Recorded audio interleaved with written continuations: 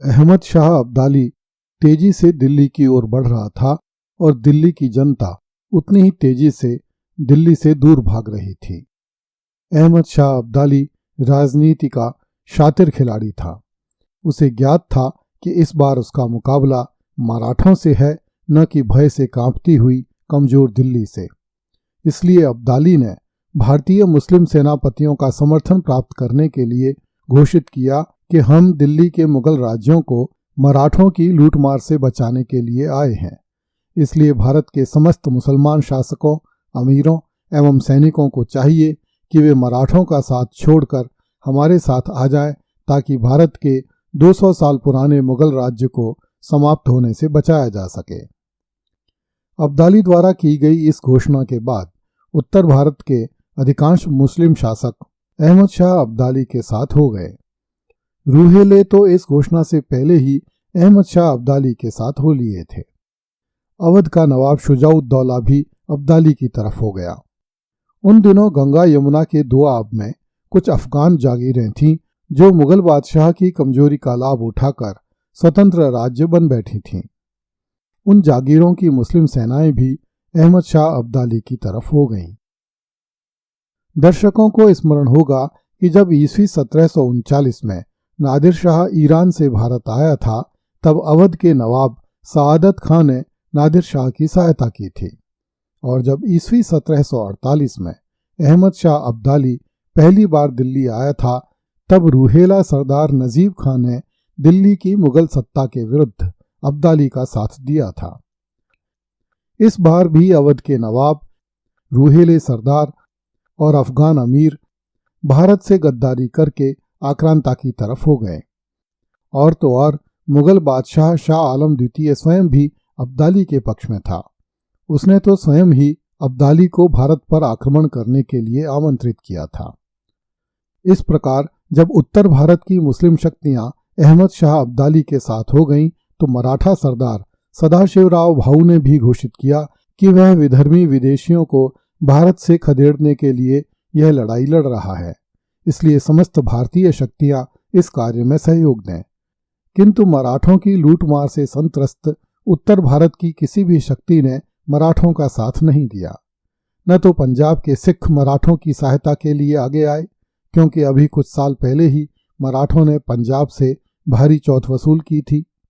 न बनारस का राजा बलवंत सिंह मराठों के पक्ष में लड़ने आया, क्योंकि उसे भय था कि यदि मराठा जीत गए तो वे फिर से उसका देश उजाड़ने के लिए आ धमकेंगे। इस काल में उत्तर भारत की बड़ी शक्तियों में से एक राजा सूरजमल को तो स्वयं सदाशिवराव भाऊ ने ही नाराज करके चले जाने पर विवश कर दिया था।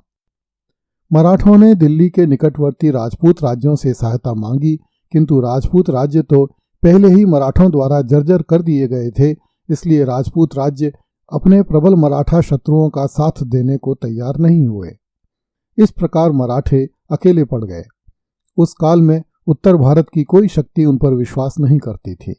विगत 50 वर्षों में मराठा सेनापतियों ने अपनी छवि लुटेरों वाली बना ली थी। फिर भी सदाशिवराव भाऊ ने हिम्मत नहीं हारी। उसने मराठा सेनाओं के बल पर ही यह युद्ध लड़ने का निर्णय लिया। अगस्त 1760 में सदाशिवराव भाऊ ने दिल्ली के निकट अफगानों के प्रमुख केंद्र कुंजपुरा पर आक्रमण किया। कुंजपुरा में 15,000 अफगान सैनिकों का जमावड़ा था। मराठों ने उन्हें नष्ट करके उनकी रसद सामग्री को छीन लिया। यहां से मराठों को कुछ युद्ध सामग्री भी प्राप्त हुई। मराठों ने दिल्ली से लगभग 60 मील दूर स्थित पानीपत में अहमद शाह अब्दाली से लड़ने का निर्णय लिया और वे यमुना पार करके पानीपत की तरफ बढ़े। इससे पहले कि मराठे पानीपत पहुंच पाते, अहमद शाह अब्दाली पानीपत पहुंचकर अपने डेरे गाड़ने में सफल हो गया। अब्दाली ने यमुना पार करके मराठों पर पीछे से आक्रमण करने की योजना बनाई। नवंबर 1760 में दोनों सेनाएं आमने सामने हो गईं। पानीपत के मैदान ने इससे पहले भी 2 बार हिंदुओं का साथ नहीं दिया था। इस बार भी पानीपत की तीसरी लड़ाई में हिंदुओं का दुर्भाग्य उनके आड़े आ गया। इस युद्ध में दोनों तरफ की सैनिकों की संख्या अलग अलग बताई जाती है, किंतु सर्वमान्य धारणा के अनुसार अहमद शाह अब्दाली के पक्ष में 60 से 70 हजार तथा मराठों की सेना में 40 से 50 हजार सैनिक थे। मराठों की सेना के साथ लगभग 40 हजार तीर्थयात्री भी थे, जो मराठा सेना के संरक्षण में उत्तर भारत में तीर्थ यात्रा के लिए आए थे।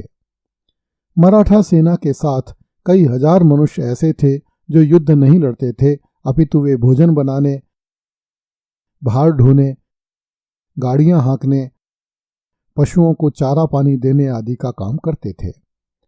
मराठा स्त्रियां भी पानीपत के निकट बनाए गए शिविरों में ठहराई गई थीं। यह एक विचित्र लड़ाई थी जिसमें दोनों पक्ष यह दावा कर रहे थे कि वे मुगल बादशाह आलमगीर द्वितीय के राज्य को बचाने के लिए युद्ध कर रहे हैं, किंतु इन दोनों ही पक्षों में मुगल बादशाह का एक भी सिपाही शामिल नहीं था। मराठों को युद्ध का इतना उत्साह था कि वे लगभग 2 माह तक अब्दाली के शिविर के पास चारों तरफ चक्कर काटते रहे। जब कोई इक्का दुक्का अफगान सैनिक मराठों को मिल जाता था तो मराठे उसे मारकर बड़ी खुशी मनाते थे। उधर अब्दाली को हमला करने की कोई जल्दी नहीं थी। वह मराठों की सेना के बारे में पूरी जानकारी एकत्रित कर रहा था। 2 माह की अवधि में उसने मराठों की कमजोरियों का पूरी तरह से पता लगा लिया। इस दौरान अहमद शाह अब्दाली को रूहेलों की तरफ से रसद आपूर्ति की जा रही थी, जबकि महाराजा सूरजमल के चले जाने के कारण मराठों की रसद आपूर्ति का कोई प्रबंध नहीं रह गया था। इस कारण 2 महीनों में मराठों के पास अनाज की कमी होने लगी। इसी प्रकार मराठों के साथ आए हुए परिवारों को उत्तर भारत में पड़ने वाली कड़ाके की ठंड का भी पूरा अनुमान नहीं था, इसलिए वे सर्दी में बीमार पड़ने लगे और अब वे शीघ्र युद्ध चाहते थे। अंततः 14 जनवरी 1761 को दोनों सेनाओं के बीच अंतिम निर्णायक युद्ध लड़ा गया। उस दिन मकर संक्रांति थी तथा पानीपत में कड़ाके की ठंड पड़ रही थी। मराठे अपनी जीत के प्रति इतने आश्वस्त थे और इतने मदमत्त थे कि उन्होंने युद्ध के सामान्य नियमों का पालन भी नहीं किया, न ही उन्होंने शत्रु की गतिविधियों पर दृष्टि रखी। वे सीधे ही युद्ध के मैदान में धंस गए, जबकि अब्दाली ने उस मैदान के 3 तरफ अपनी सेनाएं छिपा रखी थीं। जब मराठे युद्ध के मैदान में उतरे तो 3 तरफ से आई मुसलमानों की सेनाओं ने उन्हें घेर लिया। 5 घंटे की भीषण लड़ाई के बाद दिन में लगभग 2 बजे नाना साहब पेशवा का पुत्र विश्वासराव शत्रु की गोली से मारा गया। यह सुनते ही सदाशिवराव भाऊ अपना संयम खो बैठा और अंधाधुंध लड़ते हुए वह भी मारा गया।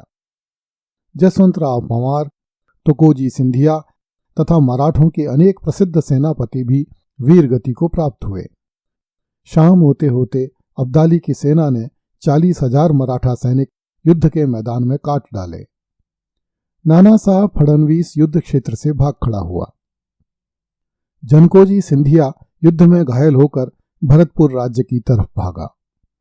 कुछ इतिहासकारों के अनुसार मल्हार राव होलकर इस युद्ध में दोहरी नीति अपनाए हुए था। वह युद्ध के मैदान में लड़ रहा था किंतु स्वयं को बचाए रखना चाहता था, इसलिए युद्ध की स्थिति के प्रतिकूल होते ही वह सेना सहित भाग खड़ा हुआ। अहमद शाह अब्दाली अपने शत्रुओं को युद्ध के मैदान से इस तरह बचकर नहीं जाने दे सकता था। भागते हुए मराठों का पीछा करके उनका कत्ल करने के लिए अहमद शाह अब्दाली ने पहले से ही कई हजार सैनिक युद्ध क्षेत्र के निकट अलग खड़े कर रखे थे। अगली कड़ी में देखिए, अहमद शाह अब्दाली ने हजारों मराठों को पकड़ लिया।